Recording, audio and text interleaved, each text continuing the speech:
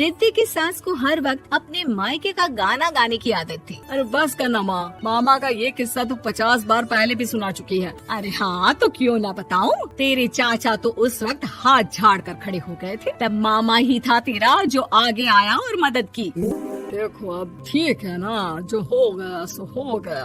क्यों एक बात को हमेशा गाती रहती हो। अब तो बहू घर आ गई है, उसे तो सबको मान कर चलना है ना, कि सिर्फ सास का मायका ही समझेगी वो। तभी वहाँ रिद्धि आ जाती है। माँ, आज मैं घर जा सकती हूँ? माँ को मेरी बहुत याद आ रही है। शादी के बाद एक बार भी नहीं गई। हाँ तो कौन जाता है। अरे मेरी शादी के बाद जब मैं विदाई होकर आई, इतना बड़ा ससुराल मेरा, खाने वाले 10 लोग और बनाने वाली मैं सिर्फ एक। ऐसा लग रहा था जैसे सिर्फ खाना बनाने के लिए ही ब्याह किया है। वो तो मेरा भाई था, गांव से एक काम करने वाली चाची को भेज दिया जो मेरा हाथ पटाती थी, और उसको पैसा, खाना, कपड़ा, रहने के लिए कमरा, वो सब किसने दिया था? तुम्हारे भाई ने।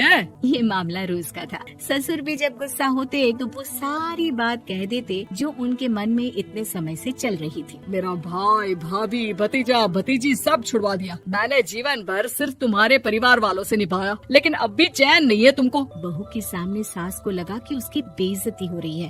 अब सुन बहू, अपने कमरे में जा, कहीं नहीं जाना मायके वायके। घर का काम कौन करेगा? पड़ोसन। बहू समझ जाती है मामला गर्म चल रहा है। कमरे में जाने में ही भलाई है। कमरे में क्या है? तुम्हारी माँ हर वक्त चिक चिक चिक करती रहती है। कल ताई मिली थी तुम्हारी मुझे, लेकिन मजाल है सासू माँ की उन्होंने एक बुराई की हो, लेकिन सासू माँ जब देखो तब ससुराल के लोगों की बुराई करती रहती है। बेचारे पापा जी कितना मिस करते हैं अपने घर वालों को। मेरा तो बड़ा मन करता है कि ताऊ जी, चाचा जी और सब मिलकर रहे, ना साथ रहे लेकिन आना जाना तो ठीक से रखे। हिंदुस्तान और पाकिस्तान एक हो सकता है, लेकिन चाचा और ताऊ के परिवार के साथ हम लोगों का मिलन ना जी ना कभी नहीं हो सकता।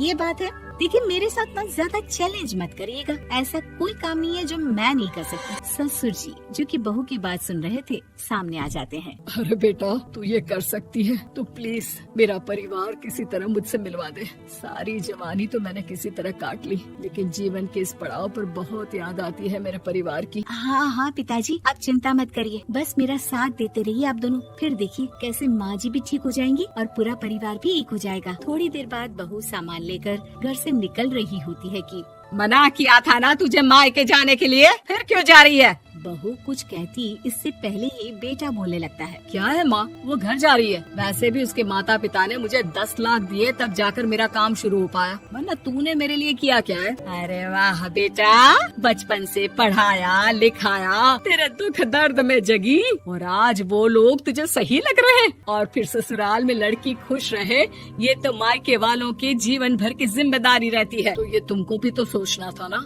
ताऊ जी ने पापा को पढ़ाया लिखाया, जब तुम नहीं आई थी तो पापा के लिए ताई जी ने पापा की माँ की तरह देखभाल की। अब बोलिए। अरे तू कुछ नहीं जानता बेटा, तेरे पापा को सब पता है, तभी वो उन लोगों से वास्ता नहीं रखते। मैं उन लोगों को जानता हूँ, लेकिन मैं तुम्हें नहीं जानता कि तुम्हारे मन के लायक काम नहीं हुआ तो तुम घर की शांति बर्बाद कर दोगी।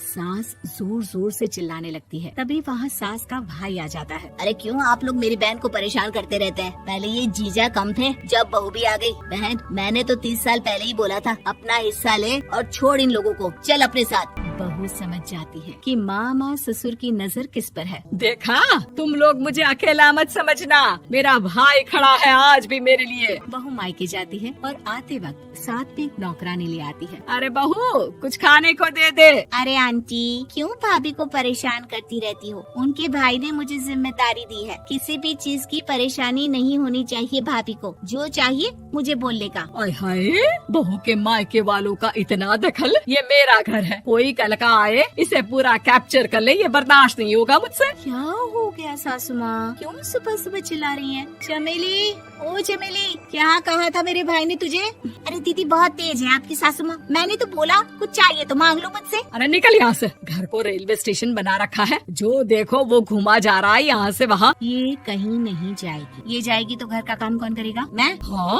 और क्या करती है बहुएं? घर का काम ही तो करती है, इसमें नया क्या है? तभी वहाँ ससुर जी आ जाते हैं। हाँ तो यही बात तो तुम्हें भी समझनी चाहिए थी ना। आज बहू के मायके से नौकर आ गया तो तुम्हें बुरा लग रहा है? अरे तो उस वक्त गर्मा गर्म खाना तो सबने खाया ना। ऐसा तो नहीं है कि मेरे मायके का नौकर था तो सिर्फ मेरे लिए बनाता था। अरे निकालो इसे फिलहाल, बाद में बात करती हूँ। सास का गुस्सा जोर से नौकरानी पर फूटता है। तभी वहाँ बेटा सामान के साथ आकर खड़ा हो जाता है। चलो रिद्धि, तुम ठीक बोलती हो। मेरी माँ को तो हम लोगों की कोई फिक्र है ही नहीं, ये तो सारा दिन सिर्फ अपने बारे में सोचती है। और देखिए, मैं अब से कह रही हूँ कि अब से इस घर की तरफ आपको देखना भी नहीं है। नहीं आना आज के बाद इन लोगों से मिलने। हाँ, बस कभी कभी दिन में 2 बार मिलने आ जाओ। नहीं, बिल्कुल नहीं। ससुर झूठा नाटक करते हुए, मेरी बीवी ने मुझे मेरे ही परिवार से दूर कर दिया, आज बहू मेरा इकलौता बेटा दूर कर रही है। हाय, कैसे जीऊंगा मैं। वाह, वो भाई जो आपको बेटे की तरह मानता था, उन्हें छोड़ने में तो दुख नहीं हुआ। आज खुद का बेटा छोड़कर जा रहा है तो कैसे जीऊंगा। बड़े आए। अब सास समझ चुकी थी कि उससे गलती क्या हुई है। मुझे माफ कर दे बहू। अब मेरी समझ में आ गया कि अपनों से दूर कर बीवियां पति का भला नहीं बल्कि उन्हें जीवन में अकेला कर रही है। मुझे माफ कर दे, मैं अब सबसे माफी मांग लूंगी। ससुर जी दूर से बहू को थम्स अप दिखाते हैं।